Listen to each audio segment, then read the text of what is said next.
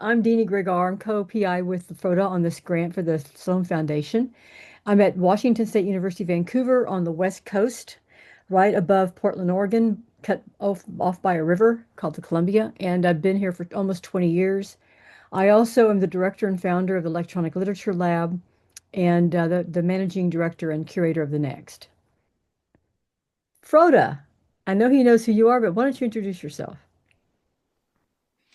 Yeah, sure. Why not? I've been doing this for a decade and a half, Future of Text, and it really is about the community because text by itself is nothing. So we really, really need to get more people. I've done 5 books, last one with Dini, which was great. We've done over a dozen annual symposium, which is good. But this year, Sloan has really said we need to go further than that. So this is why I was thinking of we should think of topics because topics seems to be what really draws people in, presentations and topics. Maybe because today is a brilliantly technical presentation, maybe soon we will have a kind of clearly non-technical dreams of working in XR or something, because we need much more different kinds of people. We need poets. We need all kinds of people who work with text. So that's who I am. My passion is the future of text, and I'm very grateful to be working with Dini on the other side of the planet. And I'm very glad we're stretching around. And I could probably go on forever, but yeah, that's it. Thank you, Dini. Let's go to, I'm looking at the Hollywood stars and Hollywood squares, and I'm going to go next to Rob Swigert. That would be me. I'm a writer and a lurker in this Future of Text project. So I don't say much, but when I do speak, I speak mostly gibberish or nonsense because that's my background. No, no, she's disagreeing. No, no, I'm interested in the history of text. And to that purpose, I've studied classics and Sumerian. He's also one of the first people that put together the Electronic Literature Organization, sat on the board, lots of that kind of stuff. And he's an artist, has produced many works of electronic literature, primarily interactive and hypertextual. And how many print books have you published, Rob? Uh, Somewhere around 16. I'm not sure. Just a little bit of contributions. Yeah, Uh, it's better that you say that because I it's embarrassing to me to Well, that's why I'm doing it, because I'm going to self-promote. point out that all of you are special. Okay, Mark Anderson. And you got a haircut, Mark. Yeah. Well, it was becoming a bit professorial. I'm not one, so I thought I should get into that. So hello from Southern England. I'm in Portsmouth, UK. I'm a hypertext researcher. I studied at Southampton, did a doctorate there recently, about 10 years ago now, seemingly. But my main area of interest is hypertext and metadata, and especially the crossover between the sort of technical and non-technical parts. I mean, just today I find myself just trying to get usable text out of technical documents for a bunch of people who need the text for a totally different reason and have no interest in all the crap that comes along with it. So I've been doing that kind of thing for about 30 years now. And I think that's basically all that's fit to print. Yes, so thank you. And now I'm going to go to Peter Demetrios. All right. Uh, Briefly, I'm kind of intersecting this, starting as a lurker and trying to get more involved. I'm a longtime technical geek at IBM. I've intersected this through Ward Cunningham and the Federated Wiki, his wiki writing tool, and also my friend in VR, Greg Panosh at Personiform, is doing VR, virtual life extension kind of stuff. So the VR stuff has been in the background, and I think there's a lot of interesting things going to be happening here, and so I want to do what I can to push things along. Thank you, Peter. I'm going to now go one block below you and go to Peter, the other Okay. Peter. Okay, I'm an independent scholar, programmer, and an attorney by formal training. I came into this, ages ago, way back in one of the Macworld expos in Boston when a show bunny introduced me to Mark Bernstein, and it was the most important introduction in my entire career. I just wish I knew what her name was so I could properly credit her with having made the connection. But through Mark Bernstein, I got into the ACM hypertext community, met Mark Anderson. Through Mark Anderson, I met Frode. And I've been deeply involved, digging in ever deeper ever since. Other interests include programming language design, end user programming with quasi natural language syntaxes, also World's Fairs, and a smidgen of urban planning stemming from looking into Walt Disney's original plans for Epcot to be a real city. And there's a huge, massive, fascinating body of literature that's been bubbling away in that area. And of course, I'm always looking for ways to have the different fields intersect. Well, thank you. Is that Jamie Bluestein? Is Jamie speaking or is Jamie just key tooling? He was definitely here a minute ago, so I hope he can still hear us. We'll come back to Jamie in a minute. Let's go to Fabienne. And I know you know Fabienne. There. Oh. Said I was unmuted, but I wasn't. Okay, Jamie, back to you, darling. Thank you. I'm on the east coast of Canada. I teach and work at Dalhousie University in information science and computer science. My interest in hypertext goes way, way back. Also much inspired by Mark Bernstein, but others as well. My work so far has mostly been about discursive text and individuals. So I'm very much interested in helping people to find information, use information, make meaning for themselves. I'm fascinated by the literature of hypertext. And when I'm at the conference, if I generally go to the literature sessions because I can't hope to understand it unless I hear it spoken about. I'm also interested in reasoning and things to do with the semantic web. I used to be doing reason maintenance many thousands of years ago, although I didn't go very deep into it. And that's still the kind of thing I'm interested in. Thank you, Jamie. Thank And you. then Fabienne, you already know Fabienne. Fabienne, you want to just... I'll be quick. Actually, I'll just put, instead of telling who I am, I'll put a link about who I am. Because I'm into wikis too. I'm into text, obviously, code also. So I'm a prototypist. I try to build somehow either the idea themselves we're trying to discuss or evoke or the scaffolding to make it happen. And more pragmatically, the intersection of that, the VR headset and the browser, because I do it all on the web. So I'm pretty excited for the discussion today on basically the web, yes, and XR, yes, but also the limitation of the browsers and thus how we can go further. Thank you. Thank you. Just quick question. Jamie, are you going to be live at the Hypertext conference? Are you going to be hybrid?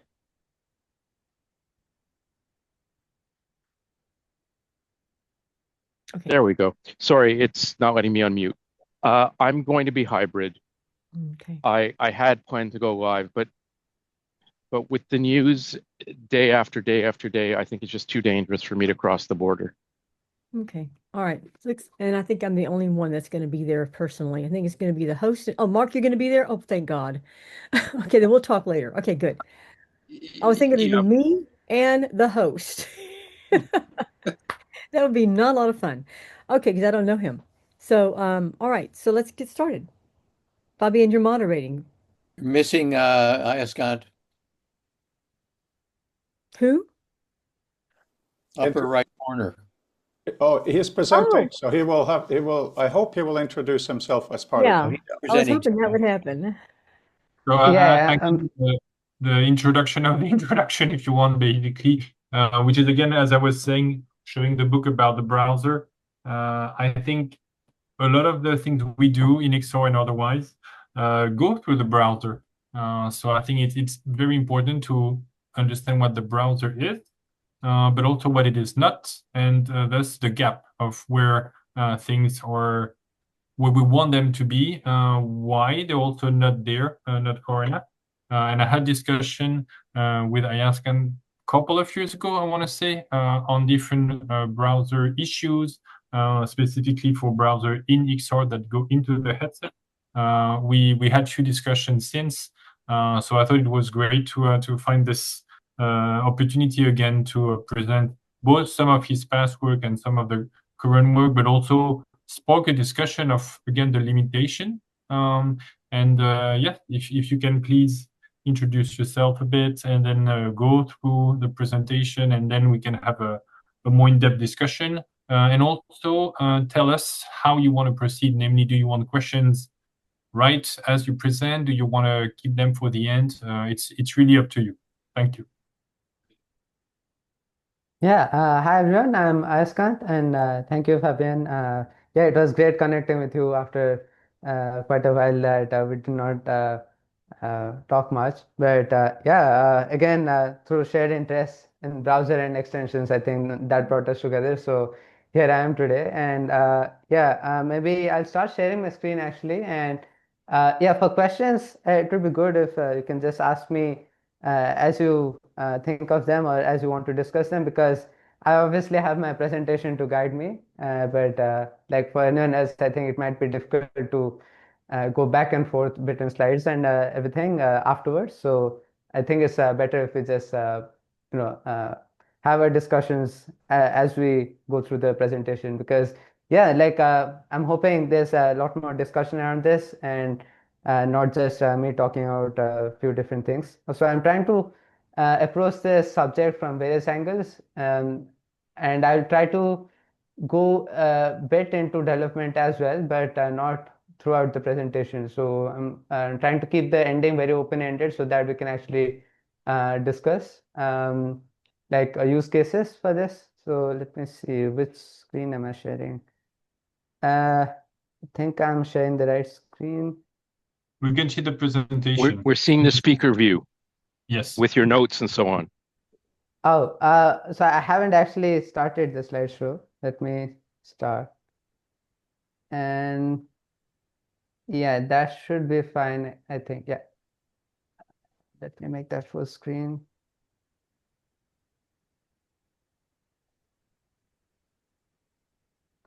Okay.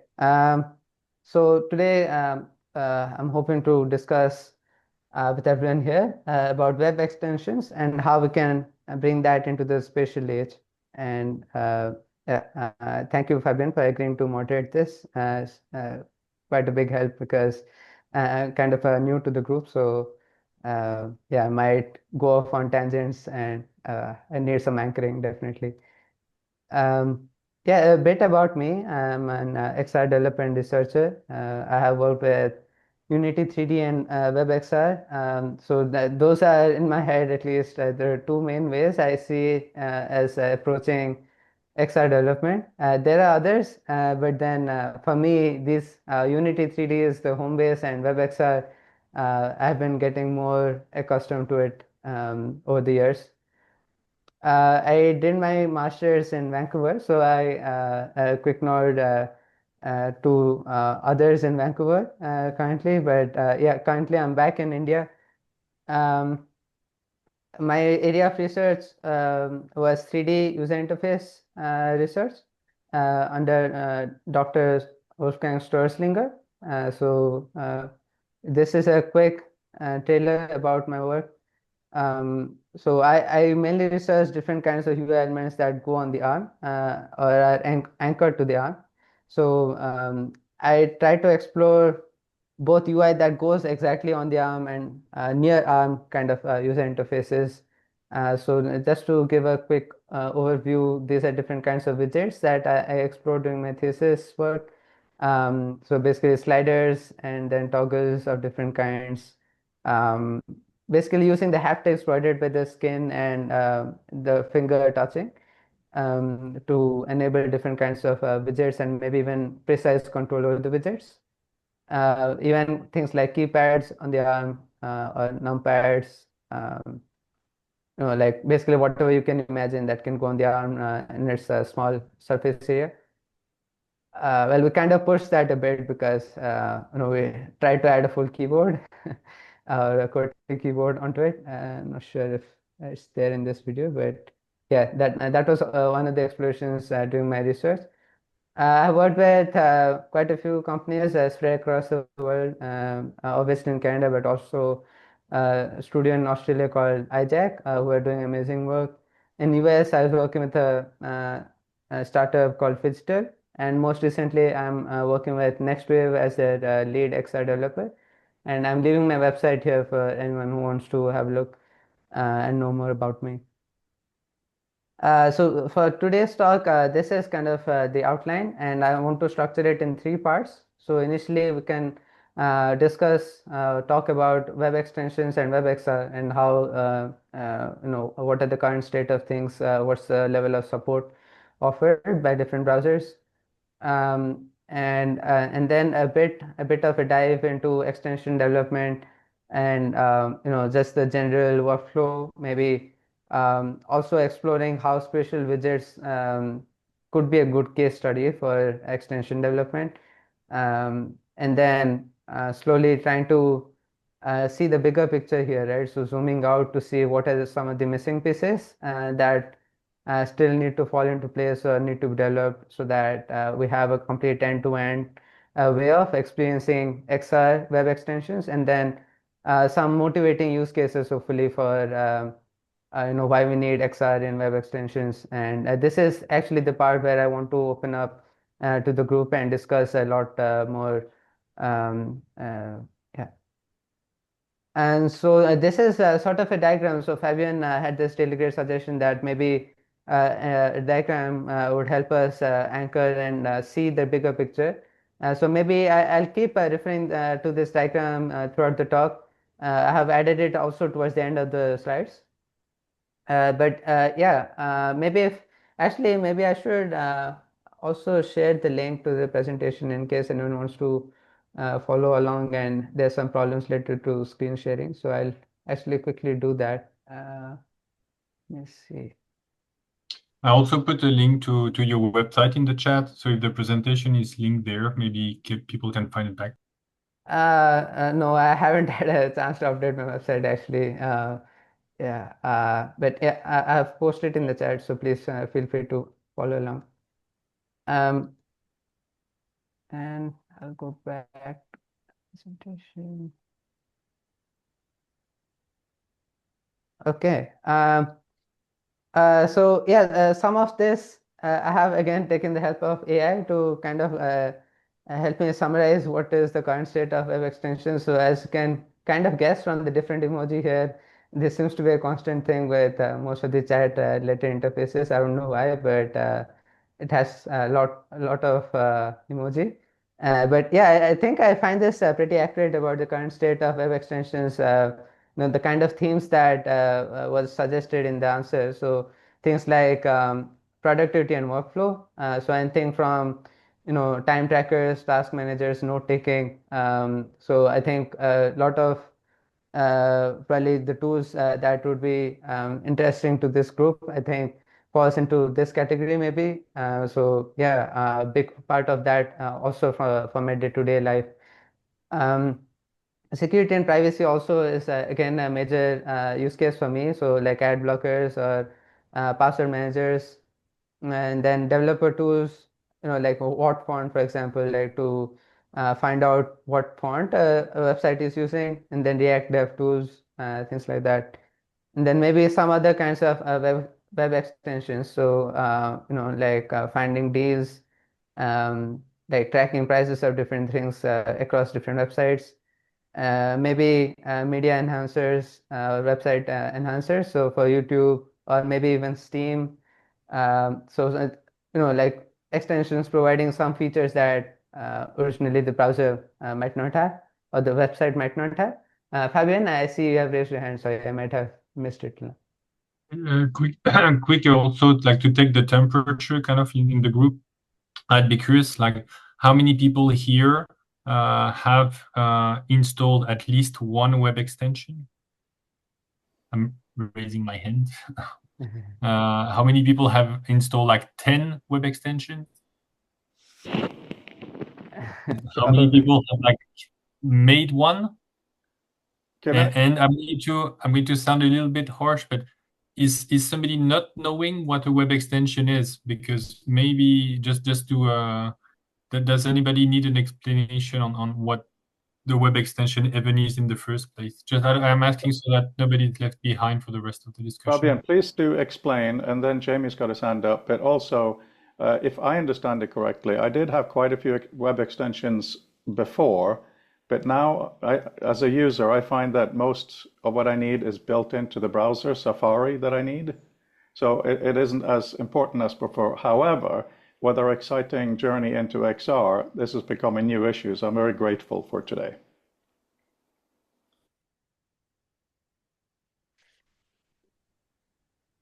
Sorry, is there... Jamie, did you have your hand up for Fabian? I wasn't sure what was meant by web extension. Okay. I've created 2 or 3 plugins for browsers, and I use umpteen different plugins depending on which browser I'm using. But I don't know that that's the same as a web extension. At least for the purposes of this talk, yeah, I think they are the same thing. So, for example, ad blockers or even like keeping time, right? So, I've used this extension called Forest, I think, where you can just track the time that you're spending on a given task.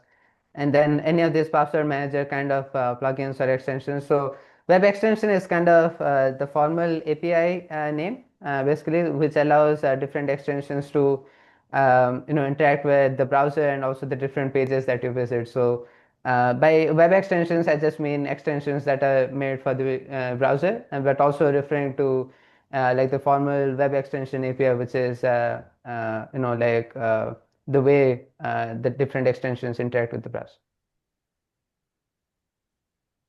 Yeah, please go ahead.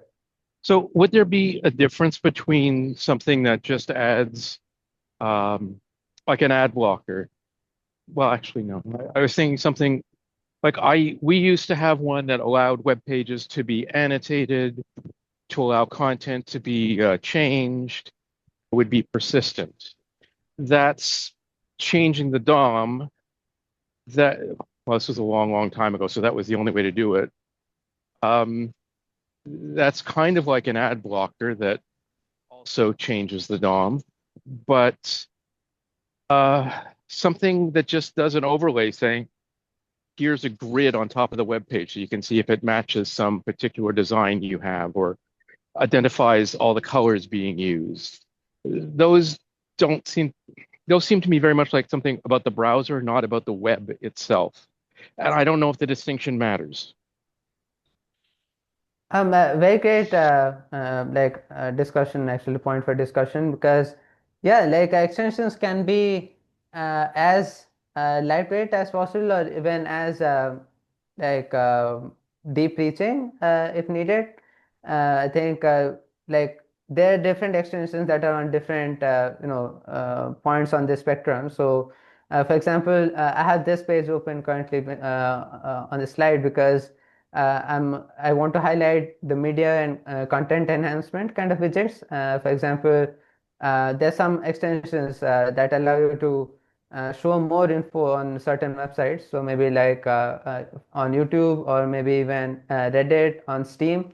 So those actually kind of reach into the DOM and manipulate some of the elements. They might add some elements, they might remove some elements. So maybe also ad blockers are somewhere in that category, and maybe uBlock Origin, for example, they don't call themselves an ad blocker, but more I would say I forget the exact term, but they go beyond just ad blocking, right? So those kind of different extensions, yeah, I would say they are all somewhere along the web extensions spectrum. So they use different APIs that are available through the web extensions API.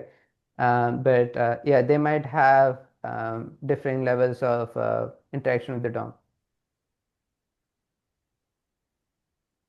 Thank you. That's very helpful. Okay. Yeah. It's on the dashboard on the bottom left. Hi, Brendel. I'm not sure if that was for us all. So if it wasn't, Sorry. your mic is on. Otherwise, welcome anyway. No. Hey, everybody. Hello. No, that was not meant for the Yeah. Yeah, let's continue, and maybe Fabian, yeah, please keep anchoring me, and everyone else also, please don't feel that you don't have to interrupt me or something. Just ask away. But yeah, maybe just a quick look on different kinds of support for WebXR. I think there's web extension support, which I wanted to talk about first. Sorry, the slides, the order is a bit messed up. But yeah, maybe let's look at the support for the web extension API, and most desktop browsers support extensions.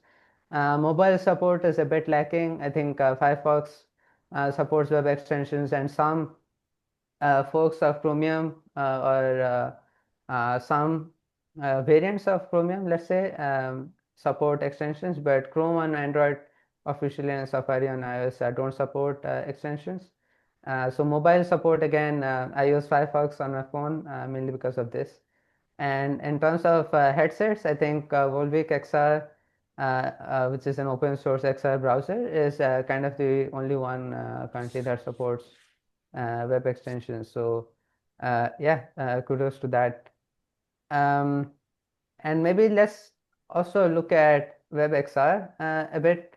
And WebXR is basically a way for experiencing XR on the headset directly, on the browser, just through the different web pages. And I think that's sort of an inadequate introduction, but since it's an evolving API, I think as you can see, a lot of, so these are screenshots from Can I Use WebXR, and as you can see, a lot of it is partial support because the standard itself is evolving through the years, and it's not completely implemented yet in most browsers. But yeah, on desktop, Chrome and Chromium-based browsers have kind of the best support for WebXR. Famously, I think it's a bit controversial to bring this up, but yeah, iOS hasn't been supporting WebXR for quite a while now. And by that, I don't mean it supported WebXR at some point and doesn't anymore, but there's been quite a bit of support for having WebXR or developing WebXR support on WebKit on iOS, and currently iOS doesn't support that. But we are hoping that would change with Apple Vision Pro supporting WebXR out of the box. So, but yeah, for now, there are different alternatives to use XR in the browser or AR in the browser. For example, 8th Wall is one of the popular ones commercially, and Zapier as well. And then on the open source side, we have MindAR and AR.js with varying capabilities like face tracking, marker tracking, etc. So yeah. And for headsets with WebXR, I want to highlight obviously that most of the major headsets in the market, Meta, Pico, Lynx, all of the headset providers, and even Apple Vision Pro support WebXR. And I think primarily, or in the news most recently, Meta also supports WebXR apps for the browser, along with some web payment, I think, interfaces. So you can actually have apps that are made with WebXR, um, and as PWAs, they can be submitted to the Meta store, and they would also have in-app purchase support. And also shout out to Felix, who's going to present next week about I think the immersive web emulation runtime, and also his game Elysian, um, which uses WebXR, and it's a great game to play. Yeah, Volvic XR again is one of the browsers that supports WebXR as well, and has web extension support. So it's a successor of Firefox Reality. And some of the other devices that don't fall into the headsets category and support WebXR are Looking Glass. So I was kind of surprised to find that Looking Glass also supports WebXR. And then Snap Spectacles have promised support. I'm not exactly sure if they already currently support, but yeah, that's also a promising avenue. Air glasses that are in the near horizon. Um, yeah, maybe anything related to WebXR that anyone wants to talk about, because maybe the next bit we would start going a bit more into development side of things. So On the list of supported, I mean, this is a great write-up of the general state of things. I have seen nobody sells them, but people build caves, a whole sort of virtual reality environments where you stand in the middle of them that support WebXR. There's one at NTT Disrupt in San Francisco, and it works really well with using secondary views to pipe six the feed for six projectors that can then be kind of presented around. So that's really interesting. But yeah, no. Other than that, like it's a good summary. mhm. Thank you. Yeah, I didn't know about the cave system. Maybe yeah, I'll look at it as we go through the presentation. But yeah, thanks for bringing that up. Yeah, Um, I don't know if anybody's built things for it, but there are lenticular monitors, autostereoscopic displays, and I don't know that Chrome has ever done the work for it, but it certainly would be possible to use those for WebXR as well, by rendering the two views, and then to the extent that there's any head tracking available, being able to pipe that through. So there are ways that the API is extensible enough to be able to expand to those things, but I'm not aware of anybody who's done the work, but just that I could. Yeah, I think Looking Glass, for example, supports WebXR to something similar, but obviously they have a lot more views to render. So they're not tracking the head. So they have lots of slices, I think they call them, that they're rendering along different angles so that. Yes. Mhm. So Yeah. yeah, Yes. maybe approaching what you're talking about, Looking Glass is the closest example I could think of. Um, yeah, but I see a lot of excitement, especially for WebXR, because yeah, obviously people want to experience things with as little friction as possible, and then browsers kind of enable that. So really exciting times for WebXR. And yeah, well, let's go a bit deeper into maybe some of the development side of things for web extensions at this point. I promise I won't go too deep. I have tried to leave a few links here, but yeah, basically to give you an overview, I think there's quite a bit of similarity and very few differences between the API, how the API works between different browsers. There's obviously, I think, the two main kind of let's say namespaces for how the API works. There's a browser that's a namespace that's supported by Firefox, and Chrome namespace kind of supported by Chrome. And then this is a very helpful repository that contains lots of different things about developing web extensions. So obviously this is with a disclaimer, because I have not first-hand developed a web extension. I have tried to create in the past a GLTF viewer in the browser, which is sort of trivial, but also that was my way of exploring web extensions. And around that time was when um, I kind of made this small contribution to Volvic.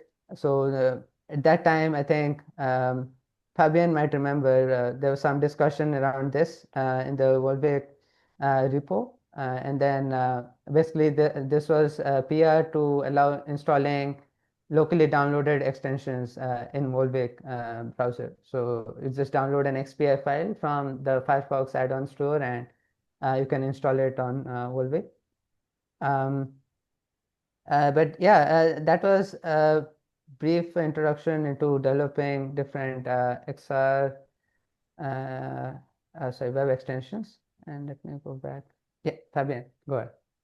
Yeah, and also briefly for this, for the context in Volvic, my interest back then was also about there was no web payments properly, and I wanted to have people who want to I don't like the word content, but content creator, I guess, people who make GLTF like a 3D model or who make a nice WebXR page. I thought it would have been great if they had a way to get money back for the work, basically, and they were start again of being able to pay with a cryptocurrency or digital currencies. At that time, that was quite hyped, let's say, or at least relatively new.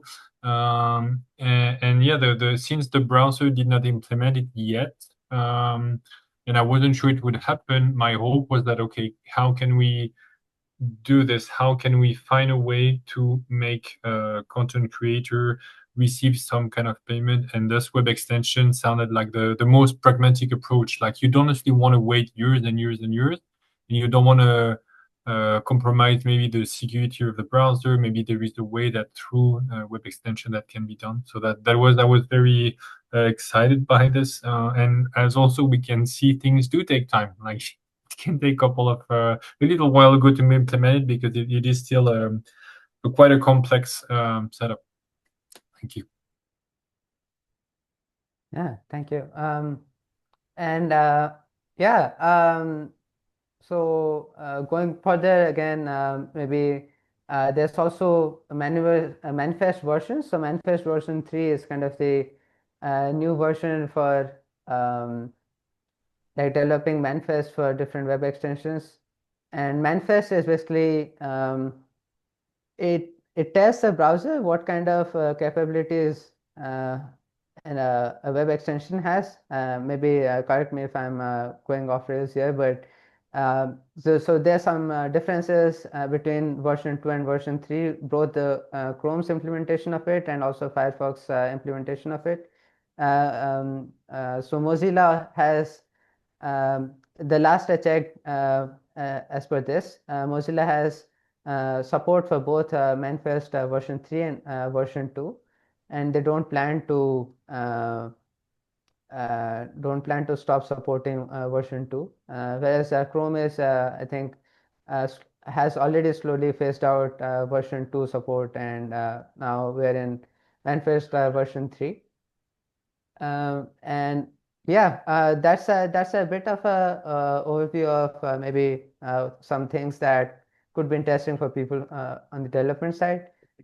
And then maybe the next phase is a bit more exploratory from now on. So I'm trying to connect the current different APIs available at the web extension or web XR and see how they can be combined in interesting ways so that we can have XR content in web extensions. So one of the things that probably stands out and is worth talking about is layers. So layers are kind of a way to composite, right? So composite different layers of content, and this could be from various perspectives. For example, you could have layers that are rendered at higher fidelity if you want to show text, um, because text, as we might have already experienced, text is a bit hard to read in XR headsets, and definitely every bit of a higher fidelity would help with legibility in XR environments. And then there are various other benefits of having different layers of contents that are composited, including power consumption and latency. So this is the one I have linked to is kind of the explainer doc from Immersive Web themselves, right? So again, lots of good content here and maybe use cases and course. And yeah, that could be, for example, an interesting way to overlay or composite different kinds of web extensions. Currently, I don't think that is possible, but again, I'm hoping that that could lead to some interesting overlap here. Maybe the other thought I had was about mini players or pop-out players in browsers. So maybe something similar with XR, if we can have a mini player or a pop-out XR experience where like whatever WebXR experience you are in, you can prop that out and then carry that over to other WebXR experiences. And also, I think, yeah, please go ahead. Dee. I love this idea of pulling models out of the page. Do you have any examples of that? Can you explain that in more detail? And what do you mean by page? It's not clear to me what you're talking about. Yeah, I think Apple Vision Pro, I'm not sure how recently it had released this feature, but I think basically it allows inside Safari to pull out 3D models from whatever website is open. So obviously there's an API there, so it's not every 3D model out there that can be pulled out of the page and into the space around you. So kind of uh, think of like a online shopping kind of experience, right? So you're looking at a page that has 3D models of furniture, let's say, and you'll be able to point at the 3D model and pull that out of the flat screen and into your space. So maybe I should have put a link here, but yeah, I'll try to find that and add that in and then share that again in the chat. Uh, yeah, if Yeah, very pragmatically, if you go on apple.com and it looks like you want to buy a laptop, you should be able to pull the laptop in your room and see how it looks like. So that's one way. You browse a normal web page on Safari, and then you can get like say a phone or a laptop, and it's about the right size and then there are examples also from Brendel is linking in the chat. Maybe you can spend a bit on it. So AR, that makes sense. Thank you. Just to extend that question, when you're talking about conventional flat pages now, so what would be the equivalent notion of XR? Would it still be that we start with a flat page and pull it into XR? Is that what you mean by a page as still being the source? yeah, so well, at least in the current implementation, I think it's sort of that, right? So you have the website open, you have a floating window in front of you, and then from there you pull out any supported 3D widget into the area, like the space around you. But this isn't already when you are in WebXR, right? So this is when you are just in your default 2D spatial window kind of state, and like you want to bring models into the space around you. This is what would work. But maybe some similar notion about again kind of going back to the pop-out player kind of concept, right? So maybe even in WebXR, so let's say you are in one WebXR experience and then you are able to offer maybe a light version or a volumetric version of that experience that you can carry between different WebXR experiences. And maybe I'm thinking since web extensions are kind of the API that live between pages, so to speak, in the browser, right? So that could be a very interesting use case for web extensions in XR browsers. Thank you. And thank you, Brandel. And there's also obviously the model element that currently the immersive web group is drafting or putting together.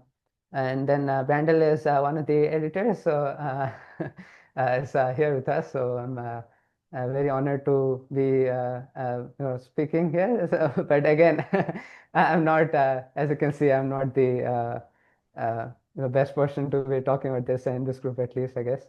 But yeah, again, this holds a lot of promise for WebXR and maybe even web extensions going forward, because what the model element would allow us to do is basically have 3D models that would appear similar to images, right? So we have the image tag that has been around since forever, I guess. So something similar for 3D models. And then what's also interesting is to kind of see what is under the scope of the model element and what is out of scope. So things like, for example, in scene graph inspection and manipulation, animation, stateful interaction. So those kind of things are out of scope.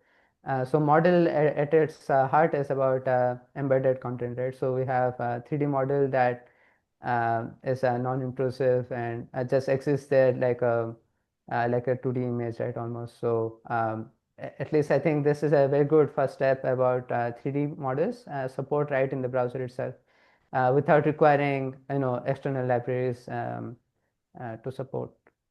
Um, so these are some of the connections that I could find and what could lead to, for example, XR support in web extensions. And then maybe as a case study, I would like to next talk about spatial widgets, right? So I think WWDC, in the recent WWDC, we had Apple releasing different kinds of anchored widgets that would live around in a house and stay anchored even if you put your headset down, and when you wear your headset back, it would still be there anchored to the places where you had left them in the house. So I really find some of these examples very motivating, and obviously coming from Apple, it's visually or aesthetically very pleasant to look at and very useful as well. But yeah, I would also want to highlight some of the maybe other connected things that I could find going back to Steam VR props. So the image here is from a screenshot from Steam VR Home that contains props from different games. For example, this is a trophy from Super Hot VR, and yeah, this from Google Blocks. So different kinds of apps basically contributing this kind of props to your Steam VR home environment. So this is kind of the environment that you experience when you go into VR, right? So Steam VR.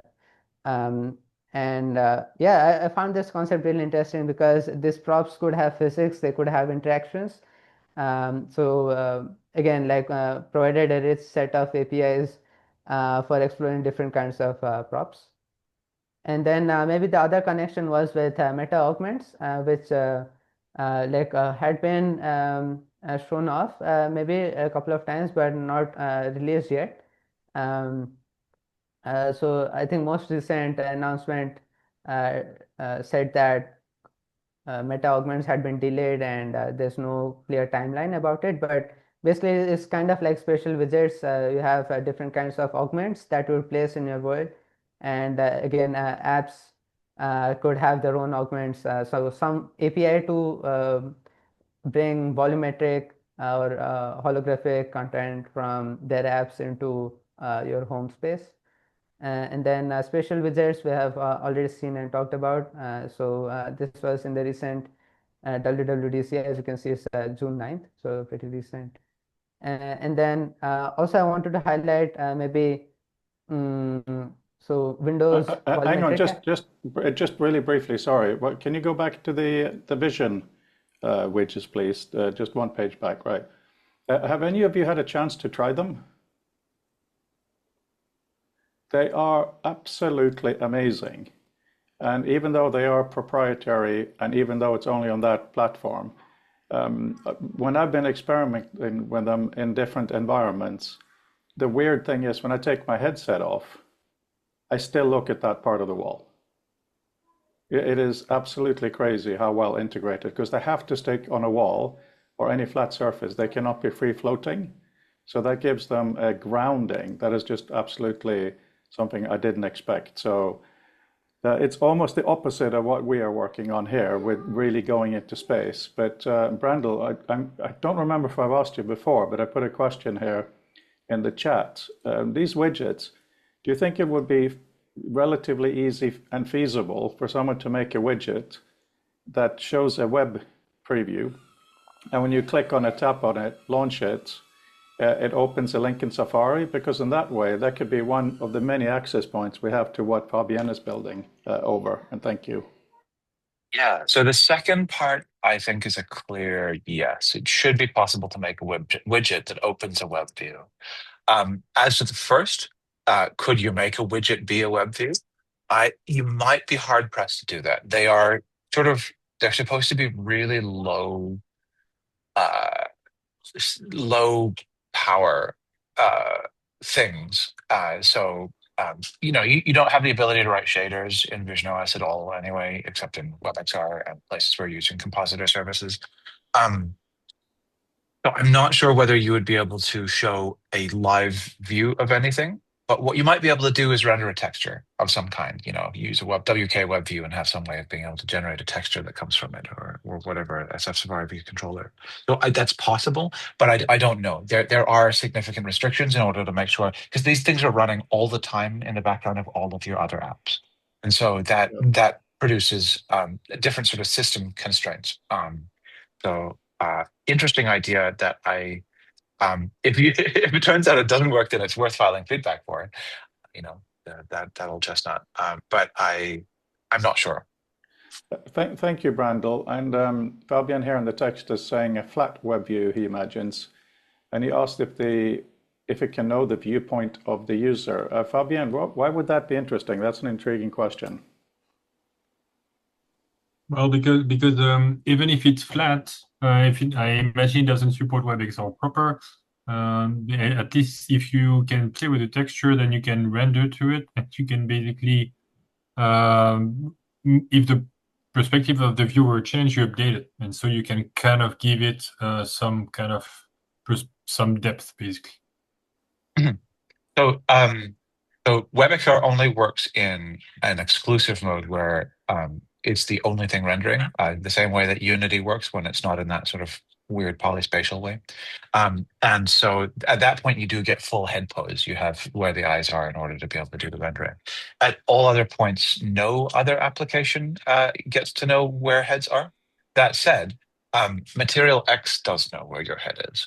So that's the visual shader graph sort of language that was created by Industrial Light and Magic, I believe, for the purposes of being able to explain all of those things. And so if I haven't shared it with you before, I have a really neat Material X based system that gives you a digit readout of how far away you are from the object and what angle you're standing at. And yeah, it's weird, but because there's no read back to that thing, it's understood to be a reasonable thing to do. In a way, that could be a web extension that goes outside of the web. So I just have a final question on this topic, and that is, through what method could maybe Fabien's system, which is URL based, be able to tell a widget some of its state? The reason I'm thinking about this, I could imagine on an office wall, you can have many links in different widgets to different spatial scaffolding views, but these would have to be not just a long URL listed, it would have to be something else. So could it potentially something be appended maybe to the end of the URL that says something like title or something? Yeah, I mean, it's just a web page. So yes, we make it point to a JSON with whatever data we need. It just will be relatively flat. Okay. But I imagine that's not a problem. Sounds nice and simple, and I am grateful for this diversion. Ayaskant, please, back to you. Yeah, sorry about that. My network didn't cooperate with me. As as the host, I think that has to happen once at least in every presentation. So, but yeah, I might actually stop my video because I don't know how good the bandwidth is at this point. So maybe that will help me keep a more constant connection. But I'll still share my screen and continue presenting. So let me share my screen. And also, I think I had messaged Rick from Meta that he might be interested in joining. He had asked me on LinkedIn a while back if the presentation is on now, and yeah, I'm not sure if he's able to join now, but yeah, at least we have the recording, so yeah, he'll be able to review this. But yeah, talking about Microsoft though, we have also Microsoft collaborating with Meta to bring volumetric apps on the Meta Quest. So this is also another interesting way of maybe bringing volumetric apps. So as we're talking about spatial widgets, I found this to be interesting to talk about as well. So for example, as you can see here, I think they're partnering with Creo, I think, or I think I read it somewhere that it was about Creo. But yeah, like basically the use case that is shown here is you have a 3D modeling software. You can bring in the model from the 3D modeling software out into your real world to see it and all of its glory and maybe real life scale, maybe even using it to um, model in 3D. But yeah, so many interesting use cases and maybe even ways of connecting different apps together in one space. So this is a bit about spatial widgets. And then also have a quick demo for you as like a way of exploring uh, how WebXR extensions might look like. I have created this small demo where, yeah, maybe I'll just continue playing the video. And so as you can see, the two controllers and the controller on the left, it shows you a preview of maybe the widget that you currently have selected. And with your right controller, you can um, place it in your environment. So this isn't as refined as obviously Meta's, sorry, Apple's special widget feature, but it kind of serves as a motivating example, right? So again, I use my left controller to kind of switch to calendar widget, and I'm placing them in my environment using the anchoring API, right? So Anchor is already an API that's available for the Meta Quest browsers and also maybe WebXR on Android phones as well. Usually with mobile phones, it's through hit testing at different points in the environment, but inside the browser, you have a lot more information to work with. So you can directly, for example, put a controller at one point and then place a widget there. Yeah, Peter, go ahead. Yeah, I was just wondering if the door gets open, will the widget move with the door, or will the widget just stay where it was before the door moved? I'm sure I think developers would have a way of making it move with the door, but yeah, in this current implementation, at least it would stay exactly in the same 3D space at that point where I have first placed it. Go ahead, Fabian. Yeah, it's for, I think, Dini, you have a question, but I don't think, no? You're on mute? Okay, sorry. Okay.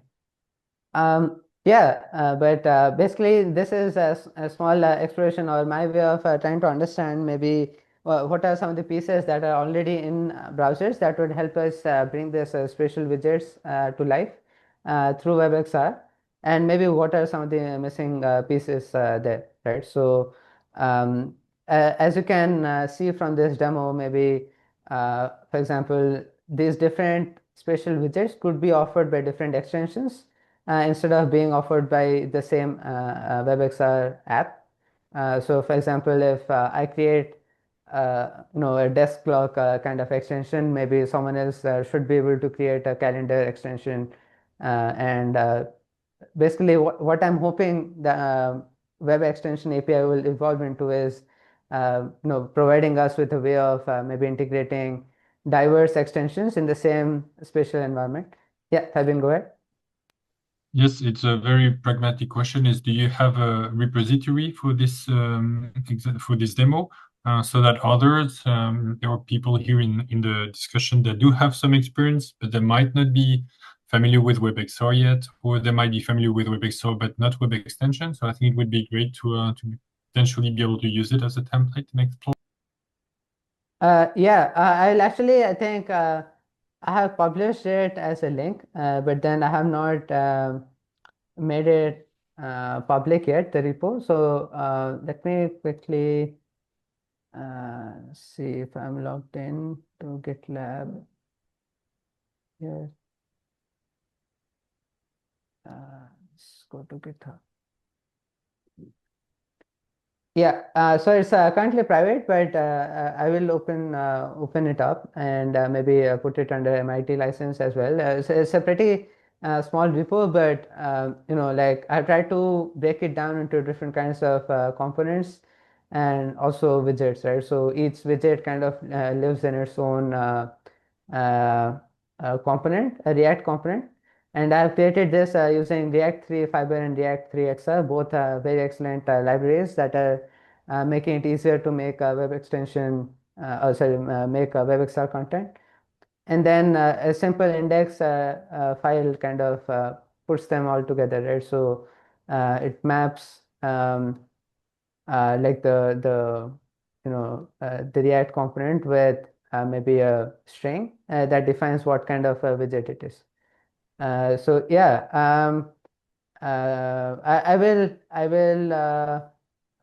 I should. Where did I leave the link? Maybe I'll first put the link to the experience and. Yeah, just there is no urgency. I don't think anybody is right after the call going to dive in, and yeah, it's really appreciated if that could be done. Yeah, let me. So this is actually the publicly hosted link. So actually, the demo that you see is me running this website on the headset and then entering AR. So the controls, again, I have not written any of the instructions, but with your left controller, you can place or you can switch between different widgets. And then with the right controller, you can place different widgets. So yeah, I will release or open this up and send you the link. It would live either on GitHub or GitLab or maybe both. I'll send the link maybe to Fabian, and maybe he can circulate with the rest of the group. And yeah, so that's kind of my brief exploration of what would extensions look like in XR. And maybe now is the point where I think we can start discussing a lot more use cases, different kinds of use cases, either from the text side or even productivity side, privacy side. What else can we have in XR that would be very useful across different pages? Yeah, go ahead. Yeah, no, this is wonderful. Thank you. I wrote a question up here while you were busy presenting, so I'll speak it. Sorry, I just wrote it as a note for myself. So this is really interesting to see as a web extension for 2D, and you've also shown web extension from a flat screen in XR for AR. How do you see web extensions for VR, or is that the wrong kind of question? I'm just wondering how these different things wraps around. And hi, Jim. I'm glad you're here. Pardon me for being late. Oh, no problem. Just to make that clear to everyone, if you're late to have to leave early, that's life. We're very grateful for the dialogue. Thank you. And Victor, hello. We will say hi properly after the presentation, but I'm very glad you're here. Yeah, no, I think there are many use cases where even in VR we could have different extensions. So for me, I think the way I imagine it is volumetric apps. So either from borrowing from the Microsoft language or maybe even Apple's special apps or volumetric apps, I think they're called. So there are these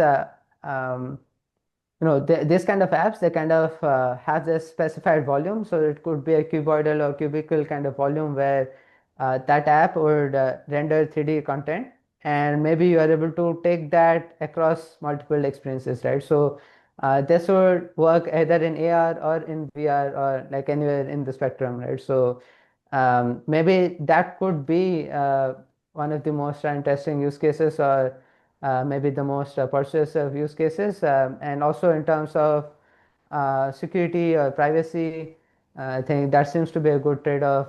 Even Apple, for example, even if you have these volumetric apps, there's very little that is shared with the app to actually enable that experience. So, the apps that are volumetric in the Apple Vision Pro ecosystem, they would receive pointer clicks and maybe there's a minimal kind of information about the user, but they still operate in full volumetric 3D space, right? So I think that again, volumetric, but what's the trade-off there, or how much security or privacy oriented do you want to be versus how much of interaction and interactivity and like permissions you want to give to the app. Those are all kind of the questions that we should think about, right? So with these different extensions.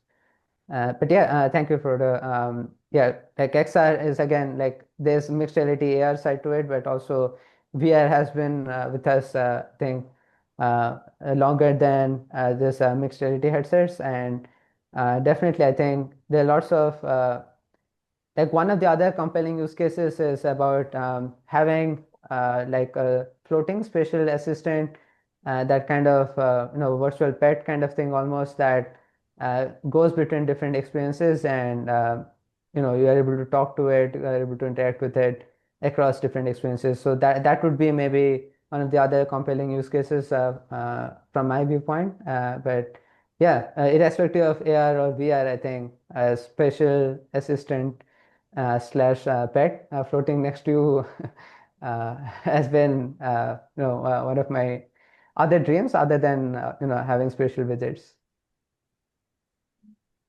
Does that kind of answer your question? Thank you. Thank you. Yeah, maybe some of the other use cases that we could think about is diminished reality, right? So we have ad blockers and 2D browser pages. So maybe some analog of that in 3D browsers could be, there might be some content that you want to block off in WebXR experiences. So maybe extensions, if they have if they're able to reach deep enough, similar to reaching into the DOM, they're able to reach into the 3D DOM for example, this model kind of elements, then they would be able to block out parts of the model or parts of the real world even as a diminished reality layer. So think billboards getting blocked by some kind of an overlay. That's one way to think about it. And maybe some of the other use cases could be, actually, let me go back into slideshow mode, or maybe let's just stick with this. Yeah, some of the other use cases could be like color pickers, similar to what you have with 2D. Maybe 3D you have material pickers or something. And then e-commerce, obviously this is one of the bigger use cases for AR. So bringing products out from the WebXR or like the 2D pages and into your real world. Maybe you can just drag them out, similar to what I think Apple has enabled already. And then we have social and collaboration, right? So we can have avatars that carry across in different WebXR experiences. Maybe something like Ready Player Me would be like an interesting use case here. Basically, you create an avatar, your avatar in one extension, but then because it's part of the browser as an extension, you're able to bring that avatar around without maybe the app necessarily implementing the SDK, right? So, things like this excite me, and yeah, that's maybe the end of my talk, and I would definitely like to open it up for more discussion and maybe other use cases that we could think of in terms of XR web extension. Thank you. Thank you.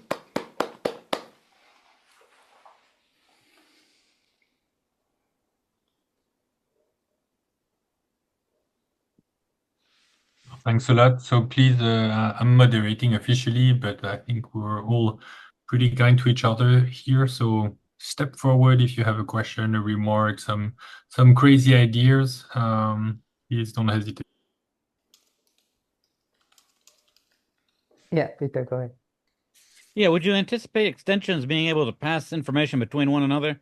And in that case, wouldn't we need to have some sort of a type system, sort of a security type system, in order to be able to track where the data originated from?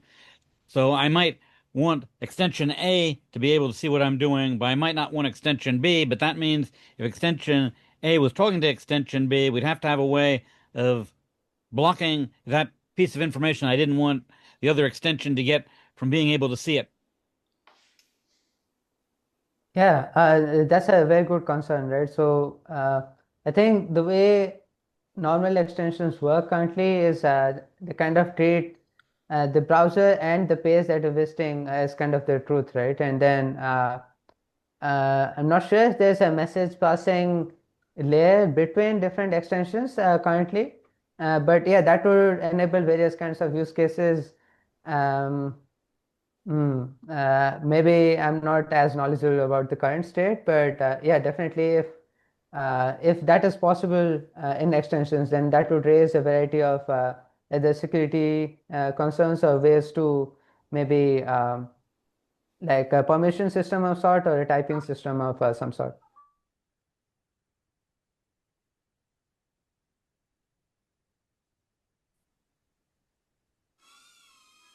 Victor, it's very nice that you're here. Do you want to do a very quick intro and then we go on with questions, or how do you feel? Sure, we can do it. Well, my pleasure to be here.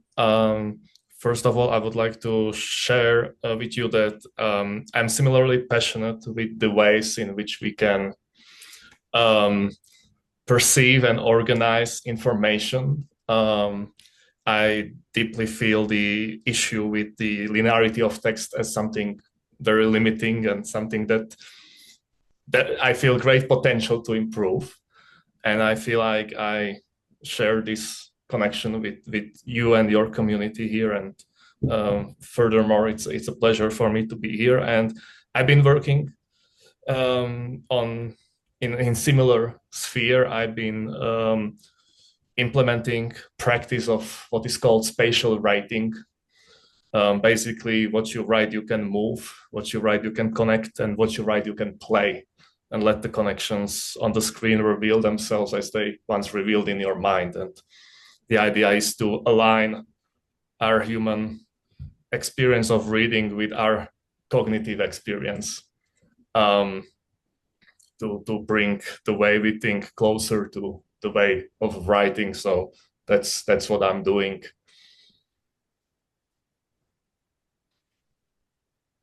Thank you. I'm very glad you're here. Dini, over to you. Sorry. Where are you located? Sorry, where are you located and where did you work? Where do you work? I'm currently living in Colombia at the moment. I've been doing some projects at the universities in Mexico. And now we are trying out some things with writing mathematics in this spatial way in Colombia as well. But I was born in Slovakia originally.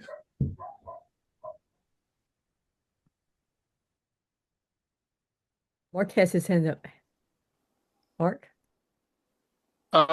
Yes, it was just a thought, sort of following on from what Peter was saying, that perhaps one way, without trying to overcomplicate it, is to consider that an object may have some of the information is about itself, and some of it is things it may bring. So if I make a box, it's obviously no use if I refuse to let you know how the box is composed, because you can't draw it because you don't know how it's constructed, or to show you a table but not let you know where the legs are. But by comparison, what's in the box, I might not want to, what's in my box, I might not want to share. So it lends itself to a notion perhaps of having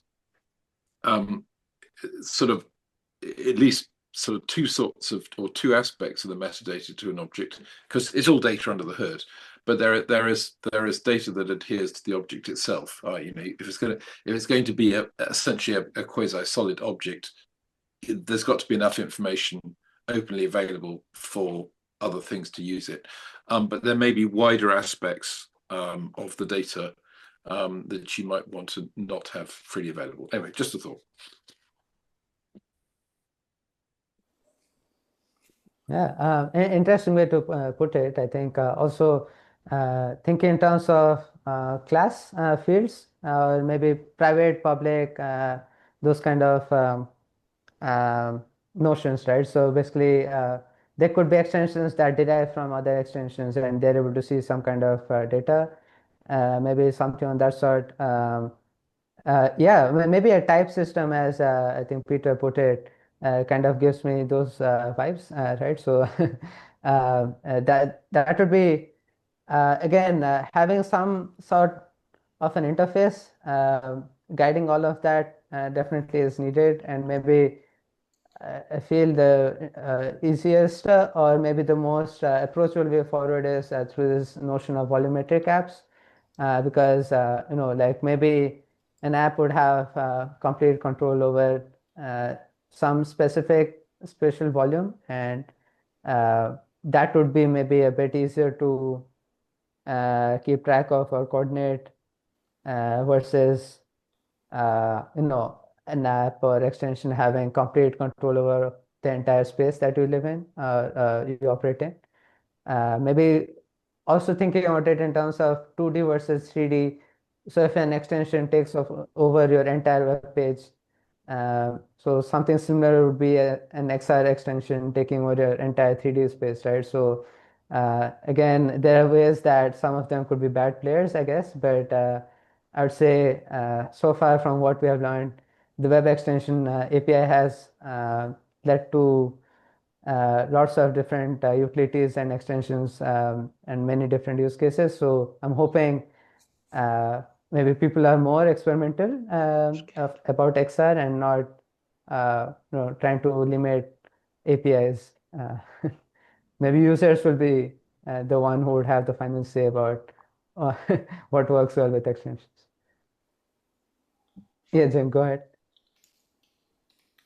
I simply wanted to say to Victor, I think I heard you correctly say that you were similarly passionate to the way we perceive and organize text and align reading with our cognitive processes. If I heard you correctly, I am remarkably excited about that whole idea, so we may cross paths in the future. To Ayaskant, I wanted to say my apologies for being late. I have to review the presentation, but I suspect I'll have similar interests in what you're talking about. That's all. Thank you. Yeah, definitely. Welcome in all discussion and the questions, ideas. Happy to talk about it further. And I think the best part is we're going to record, or we're recording all of this. So yeah, even for me as well, because I'm pretty sure I missed a lot of the final points of our discussion because I was in the midst of presenting and I was kind of carried away by that. So thank you. Oh, and for benefit of the AI, I dropped links to a couple of papers on using type systems to control information flow in applications.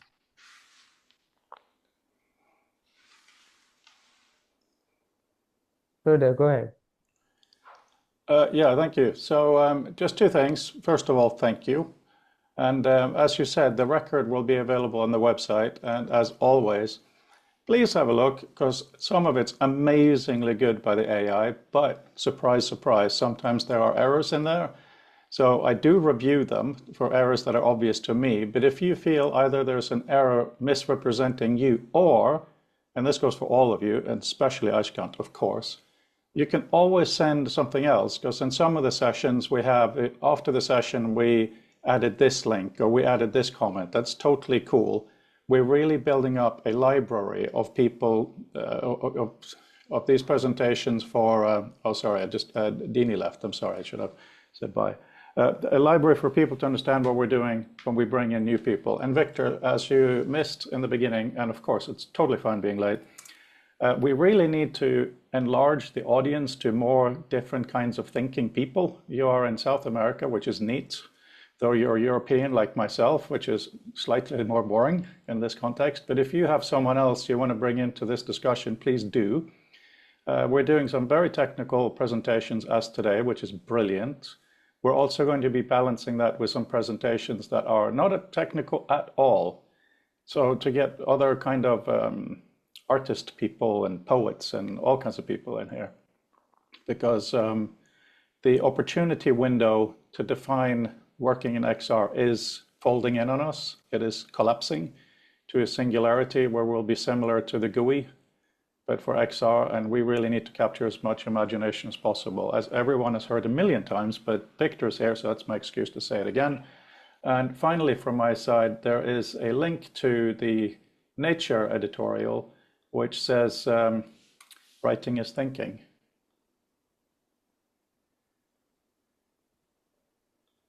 So I think that's really spot on.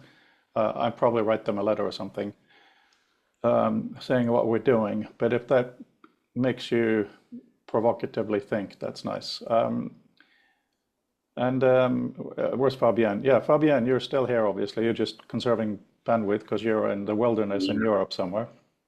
Pretty much the wilderness. As the moderator and host for today, do you have any final messages? Yes, I do. Build web extensions. I think it's in my opinion, the deepest aspect of this presentation and the follow-up discussion is pushing boundaries. Browsers are amazing piece of technology we all use every day, countless times. But I don't think we should let them be just what they are. I think precisely the opportunities of web extension is to say, what do we want the browser to be? So I think, yeah, give it a go. It's not necessarily going to be trivial. It's not, basically. But I think, yes, challenging it in WebXR and otherwise is an amazing opportunity to also find the own limits we have, find what the technical limits are also. So I think it's exactly the kind of challenge we benefit, and also we benefit as a community, because what was presented today, I think for most of us, is we still need some time to digest it, to see which gaps are actually there, which one can be filled. So yes, I encourage you also, if you have ideas for web extension next time, when we have ideas, don't hesitate to share them. We can see what can actually be built, especially when we have a brilliant expertise like today. So thanks a lot. So you may have noticed I was typing feverishly when Fabienne was saying that. Obviously, web browsers are great, but as I wrote a couple of decades ago, they are also the biggest bottleneck, the biggest barriers between the human mind and the greatest collection of knowledge the world has ever seen. So web extensions clearly go towards that. I did actually make one many years ago called Hyperwords, which was just simply select text and get a hierarchical menu. It was fun. It was a way to extend it. And one thing that I personally come up against again and again and again, if I do something really cool and useful in my software, oh no, surprise, surprise, I need to share it with you guys. And how do I do that? I got to put it on the web somehow. And how do I put it on the web as a relatively normal guy? There aren't that many other options than a PDF or WordPress. It's 1 o'clock. So yes, it really is. It's 1 o'clock at least in one place in the world. But so to really extend the web is truly a way to extend our capabilities. So Ashkant, again, I say thank you. And I'm very grateful also that you've been here for several sessions, and I hope you will be remaining here. And also in the spirit of opening our minds, as I've said, yes, invite people if you can, but also if there's something you feel should be different, like a different kind of topic in here or something that'll help you think or communicate, don't keep it a secret, right? We don't know what we're doing. We're just experimenting. So we really, really would welcome that quite deeply. Anyway, the rest of the world rolls on. Thank you, guys. Thank you so much. Thank you, Ashkant. And I hope to see all of you on Monday week or in the future. Bye-bye, everyone. Bye-bye.